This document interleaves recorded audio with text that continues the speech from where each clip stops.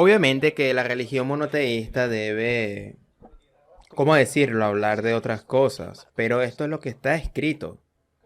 Esto es lo que está escrito. Y es lo que les decía al inicio, que tengo el trabajo más estúpido del mundo. Leo lo que está escrito. Después de lo cual se explican un montón de cosas que cajan a la perfección. Pero por favor, después de que cada uno tenga la fe, de primero ver. Pero en el momento en el que uno hace la elección, aunque sea una elección de fe, por lo menos hay que saber lo que está escrito.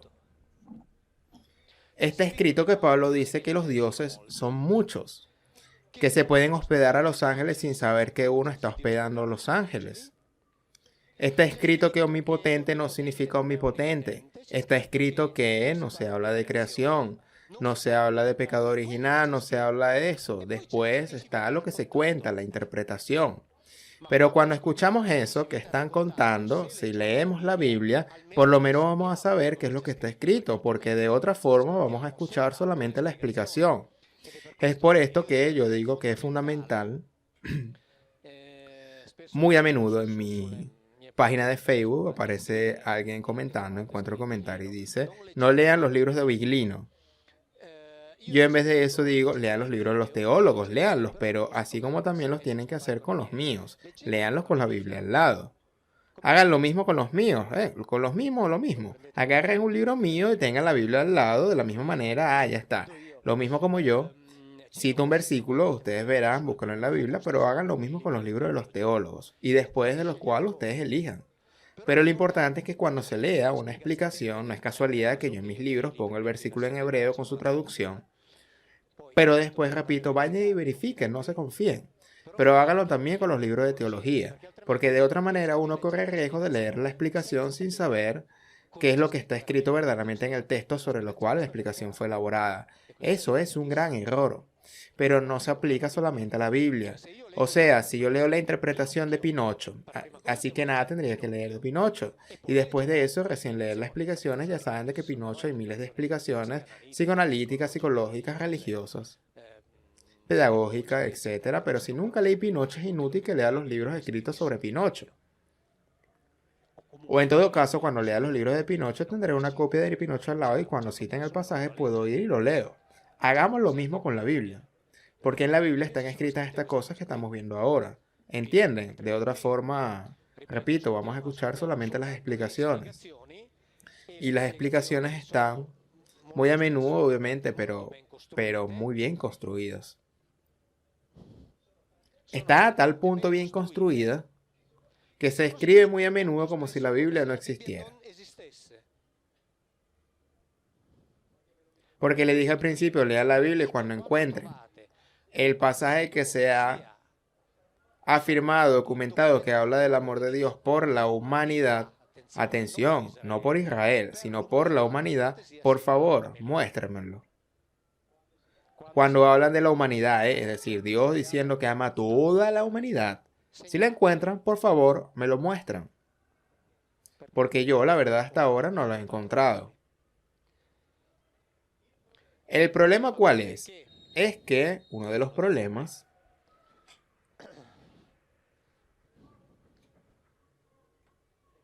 es este.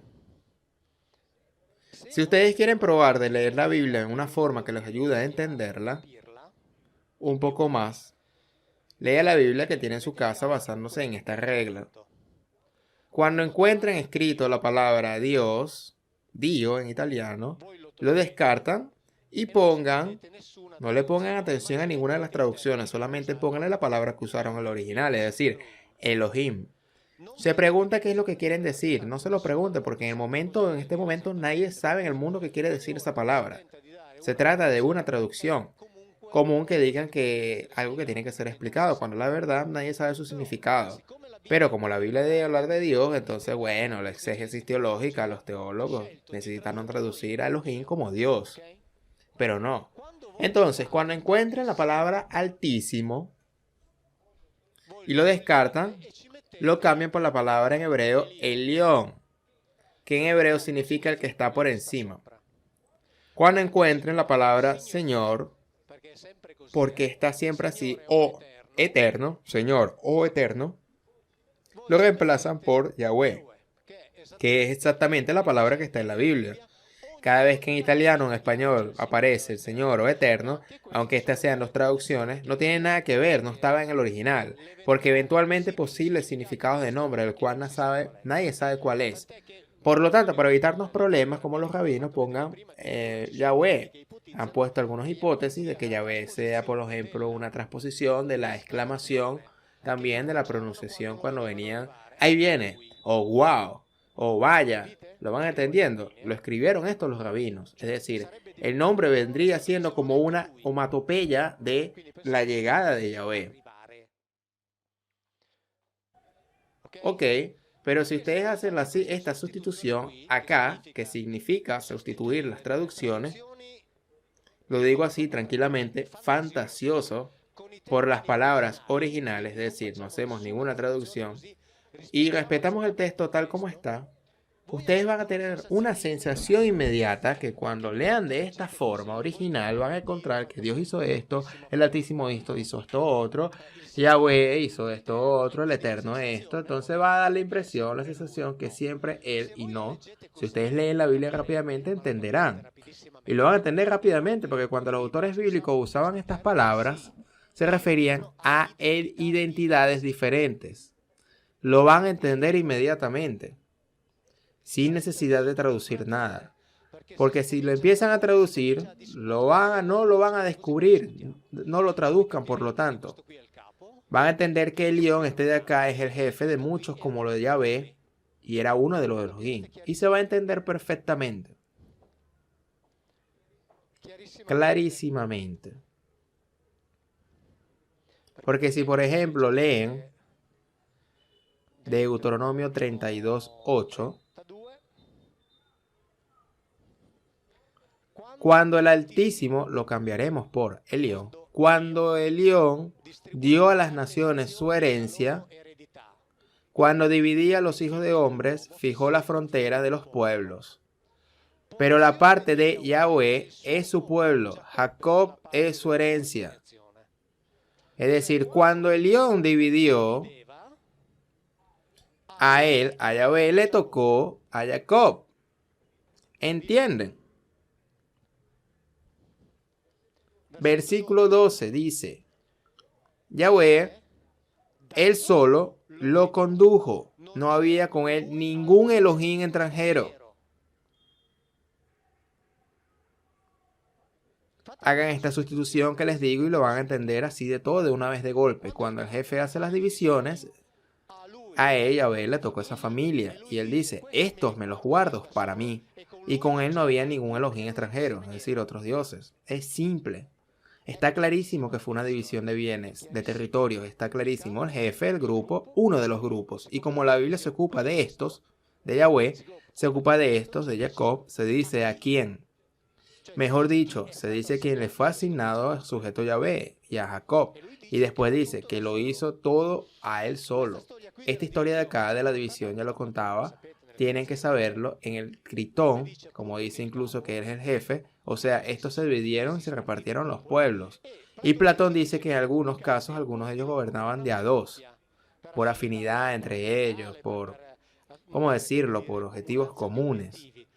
Así que algunos de ellos gobernaban, como por ejemplo Atenas y Efeso.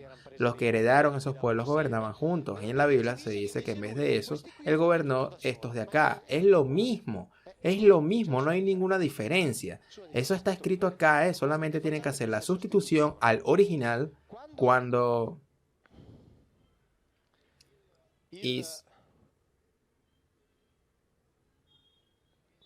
Israel, como dije al principio, no hacía otra cosa que combatir contra los otros pueblos. Atención, cuando lea la Biblia van a entender que los pueblos con los que combatía Israel eran sus primos y sobrinos. Primos, tíos y sobrinos. Verán que Israel ni siquiera soñó combatir contra los egipcios, o contra los asirios, o contra los babilonios. Porque Yahvé no puede ni siquiera imaginar ir a la guerra contra esos pueblos que eran controlados por sus colegas, inmensamente más poderosos que él. Él iba a la guerra contra su familia de su mismo nivel, pertenecían a la misma familia de Abraham, porque se rapiñaban los territorios entre sí. Y en la familia de Abraham El padre se llamaba Terá, que tuvo a Abraham, a Nacor y a Harán. Abraham tuvo a Isaac y a Jacob, que después fue rebautizado como Israel. Si leemos que a Yahvé le dieron solo los de acá, a él, no a Abraham. Lo acabamos de leer, solo a Jacob, que es la herencia de Yahvé, los que fueron entregados a Yahvé, no a Abraham, a Jacob, que ni siquiera a toda la familia de Abraham, solamente a estos de acá. Harán tuvo un hijo llamado Lot, que aparece en la historia de Sodoma y Gomorra. Después, si tenemos tiempo, hablamos de eso. De él desciende de Lot los moabitas y los amonitas. Ya saben que Jacob tenía su hermano que se llamaba Esaú y que desciende los edomitas y los amalequitas. Los amalequitas son los que mencionaba al principio cuando Saúl tenía que exterminarlos a todos, pero los castigan por dejarlo con vida a su rey. Así que estos de acá eran descendientes directos, los hermanos gemelos de Jacob. ¿Entiende contra quienes combatían?